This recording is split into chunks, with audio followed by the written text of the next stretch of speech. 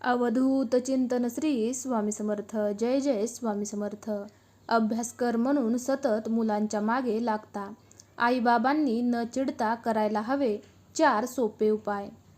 मुलांना सतत अभ्यास कर म्हणून सांगावे लागत असेल तर पालकांनी कराव्यात अशा सोप्या 4 ट्रिक्स. काही पालकांना अभ्यास कर म्हणून मुलांच्या पाठी सतत ओरडावे लागते. पालकांना नेहमीच वाटते आपल्या पाल्याने न सांगता अभ्यास केला पाहिजे.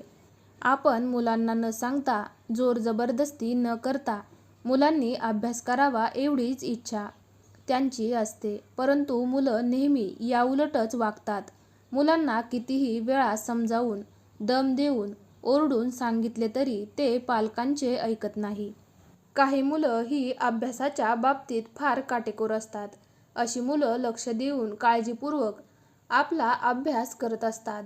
परंतु काही मुलांना अभ्यासाचे नाव जरी घेतले तरी नको वाटते. अशा वेळी नेमके काय करावे असा पालकांना प्रश्न पडतो. मुलांना अभ्यासाची आवड निर्माण होईल अशा काही गोष्टी आपण नक्की ट्राय करू शकतो. या उपायांमुळे मुलं लक्षपूर्वक अभ्यास तर करतीलच, पण सोबतच अभ्यास कर म्हणून पालकांना त्यांच्या मागे धोसा लावावा लागणार नाही. मुलं अभ्यास करत नसतील तर काय करावे? 1. अभ्यासपूर्वक वातावरण. अभ्यासासाठी नेहमी शांत जागा निवडा.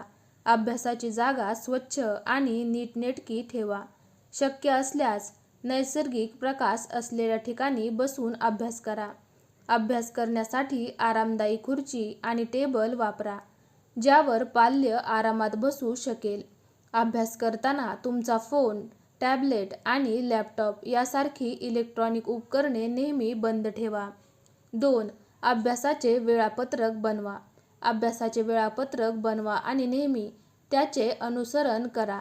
दररोज लहान गोल सेट करा. अभ्यास करताना काही वेळानंतर नियमित ब्रेक घ्या. दर 45 ते 60 मिनिटांनी 5 ते 10 मिनिट ब्रेक घ्या. पुरेशी झोप घ्या. दररोज रात्री 7 ते 8 तासाची झोप घ्या. निरोगी आणि संतुलित अन्नपदार्थ खा, जे तुम्हाला ऊर्जा देतील. नियमित व्यायाम केल्याने तुमची एकाग्रता सुधारू शकते. 3. अभ्यास करण्याच्या टेक्निक शिकवा. पोमोडोरो टेक्निक वापरा. पोमोडोरो टेक्निकमध्ये 25 मिनिटे काम आणि 5 मिनिटांचा ब्रेक घेतला जातो. माइंड मॅपिंग वापरा.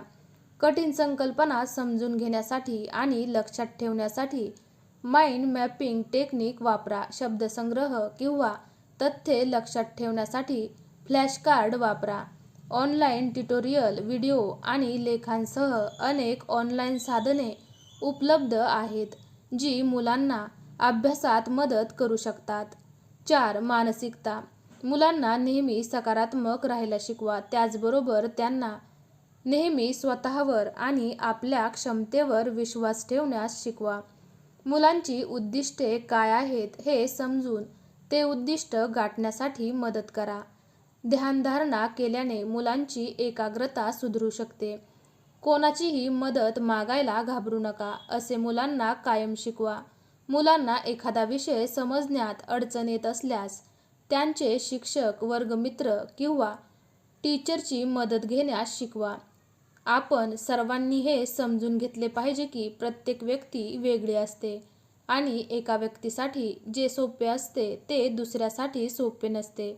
मुलांची पुस्तके, नोट्स आणि स्टेशनरी यांसारख्या अभ्यासासाठी आवश्यक असलेली प्रत्येक गोष्ट मुलांकडे असल्याची खात्री करा. श्री स्वामी समर्थ. जय जय स्वामी समर्थ. तुम्हाला आजचा हा व्हिडिओ जराही आवडला असेल तर व्हिडिओला लाईक करा. हा व्हिडिओ तुमच्या मित्रमैत्रिणींसोबत तसेच नातेवाईकांसोबत जरूर शेअर करा.